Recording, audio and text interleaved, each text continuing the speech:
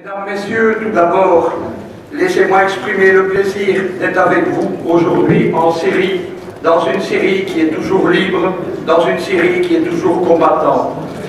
J'ai choisi de m'exprimer en français parce que je voulais qu'on entende la langue de Voltaire aujourd'hui. L'impérialisme américain attaque les peuples avec les sanctions, c'est une forme de guerre. Il attaque les peuples avec le terrorisme, c'est une seconde forme de guerre. Mais il attaque aussi les peuples avec la guerre culturelle, ce qu'on appelle l'invasion culturelle américaine. Et au milieu de tout ça, la langue française, l'exception culturelle française, c'est un des rares îlots qui résistent au niveau mondial. Le français, la France a un lourd contentieux dans notre pays, surtout en ce moment. Mais le français, c'est pas la langue des nains de la politique, des Jacques Chirac, des François Hollande, des Nicolas Sarkozy. C'est la langue de Voltaire, c'est la langue de Robespierre, c'est la langue aussi de philosophes comme Fournier, Proudhon, Mounier, qui ont inspiré les pères fondateurs, les théoriciens du parti bassiste. Donc je pense que faire entendre le français aujourd'hui, il devait l'être au moins par quelqu'un dans cette assemblée.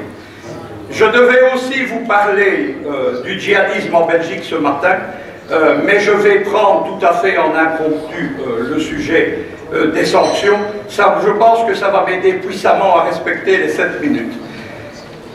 J'ai bien connu les sanctions. J'ai travaillé 20 ans avec la Jamaïria libyenne. J'ai été responsable du réseau pan-européen du mouvement des comités révolutionnaires libyens en Europe. Et j'ai vu pendant 15 ans ce que l'embargo faisait à un grand pays. Les hôpitaux qui se vident, la médecine qui ne suit plus, les médicaments qui manquent, les gens qu'on ne peut plus envoyer à l'étranger se faire soigner, l'argent qu'on accumule sur des comptes parce qu'il ne sert plus à rien, on ne peut pas l'utiliser, les comptes sont bloqués ailleurs. Ça a été le drame de la Libye. Il n'y a pas eu que la Libye, évidemment. On a dit que les sanctions économiques, c'était une arme de destruction massive économique. C'est exact. Quand on vous dit, les Occidentaux, les gens comme Sarkozy, comme Obama, comme Cameron, quand ils vous disent que les sanctions visent les dirigeants, c'est une hypocrisie et un mensonge. Les sanctions visent les peuples, frappent les peuples, tuent les peuples, évidemment. Il y a eu beaucoup de pays. La Syrie n'est qu'un des pays dans la longue liste des pays agressés économiquement par les États-Unis et par le bloc atlantiste occidental. Il y a eu l'Irak. Cet Irak dont Mme Albright disait qu'il fallait le ramener au Moyen-Âge, alors que c'était précisément avec la Syrie et la Libye un des 3 États les plus évolués au milieu des années 80-90 dans le monde arabe.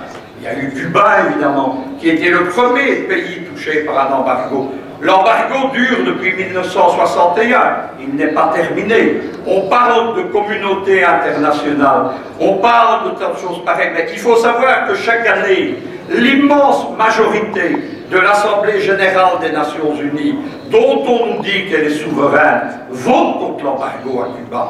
Mais l'embargo continue de par la volonté des États-Unis et des États-Unis seuls. Il y a d'autres pays, l'Iran dont on vous a parlé, la Yougoslavie qui a été détruite, la 3e Yougoslavie de Milosevic. Il y a actuellement la Russie.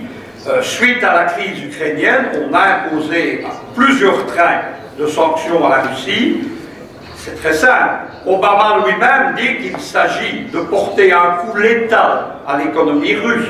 Qu'est-ce qui se passe en Russie actuellement?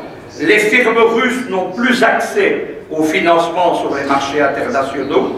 L'économie a de graves problèmes. Il y a une évasion fiscale qui est déjà de 100 milliards de dollars en 6 mois. Et il y a une guerre qui est menée contre le rouble. C'est aussi l'embargo, une opération criminelle. On a parlé des bébés irakiens. En fait, les chiffres, c'est entre 800 000 et 1 million de bébés irakiens. Tout simplement parce que les États-Unis avaient inclus dans l'embargo le lait en poudre qui aurait permis aux enfants irakiens de vivre et de survivre. 1 million. Madame Albright, là-dessus, qui a oublié qu'elle avait été une petite juive persécutée, sauvée par des cercles qu'elle a fait bombarder, Madame Albright a dit que ça en valait la peine dans une émission. Je ne sais pas. 1 million de bébés, la peine de quoi? On parle de la souveraineté. Cette fameuse souveraineté dont au Conseil de sécurité des Nations Unies, on nous rabat les oreilles à longueur de semaine. Il n'y a pas que la souveraineté des agressés qui est attaquée dans l'embargo, il y a aussi celle des pays qui doivent suivre, notamment tous les États vassaux des États-Unis, ceux de l'OTAN, etc. Et on va prendre deux cas, on est de nouveau dans l'actualité, c'est la France. Vous savez que la France, à un moment donné, où elle prétendait être l'ami de la Syrie, a essayé de vous vendre des Airbus. Et la Syrie souhaitait ces Airbus. L'affaire a duré des années. Dans Airbus, il y a plus de 10% de technologie américaine. Les Américains qui ont fait, c'est un autre des aspects de la violation de la législation internationale, ils font des lois à prétention universelle. C'est-à-dire que le droit américain s'applique chez vous, en Syrie, chez vous en France, chez vous en Belgique, chez vous en Russie. C'est ce qu'ils veulent. Eh bien, on n'a jamais pu en France vendre les Airbus à la Syrie. On a le cas aujourd'hui, avec les sanctions contre la Russie, c'est, vous le connaissez tous parce qu'on en parle tous les jours, c'est les fameux navires militaires Mistral. Ce sont des navires qui ont été payés à l'avance, 2 milliards d'euros, par la Russie. Dans ces navires, il y a de la technologie russe, donc on ne peut pas les revendre ailleurs. Quand la France raconte qu'ils vont les vendre au sein de l'OTAN, c'est impossible suivant la légalité internationale. Eh bien, les chantiers navals de Saint-Nazaire sont au bord de la faillite. Les gens qui hurlent actuellement contre le gouvernement de François Hollande sur les Mistral, ce n'est pas en Russie, c'est en Loire-Atlantique, sur la côte ouest de la France, où les syndicats voient la dernière activité maritime, les chantiers navals, aller directement à la faillite. C'est ça la violation de la souveraineté des États. Ce n'est pas seulement celle des États sous sanction, c'est celle de ceux qui doivent suivre. Les mêmes problèmes sont en train de se poser dans toute l'Union européenne. L'économie allemande est en récession pour le moment. Personne n'explique pourquoi. Elle est en récession parce qu'elle ne livre plus à la Russie. Et que la Russie est un de ses principaux partenaires. On continue. On va rester sur le cas de la Russie. Le président Poutine, dernièrement, dans une grande interview à la chaîne allemande ARD, a expliqué ce qu'était l'hypocrisie des sanctions. Il faut noter tout d'abord que pour la première fois dans l'histoire, et c'est pour ça que beaucoup de peuples, et je sais que vous aussi en Syrie, nous regardons tous Poutine comme l'espoir du monde, mais c'est la première fois qu'un pays répond à des sanctions par des sanctions. Ce sont des sanctions qui font mal. Les sanctions de la Russie contre l'économie de l'Union européenne, elles font très mal. Eh bien, Poutine a expliqué que ces gens qui parlaient à longueur de semaine du marché global, de la liberté du commerce, etc., avec les embargos, niaient cette liberté du commerce, niaient ce marché mondial qui est censé exister. Et ça sera ma conclusion. De l'hypocrisie des sanctions, on en vient à l'hypocrisie globale de l'Occident. Qu'est-ce que c'est simplement? C'est ce dont j'aurais dû vous parler ce matin. À Bruxelles, toutes les semaines, on donne des leçons à la Syrie, on donne des leçons à l'Iran, on donne des leçons à la Russie. On parle évidemment continuellement de lutte contre le terrorisme.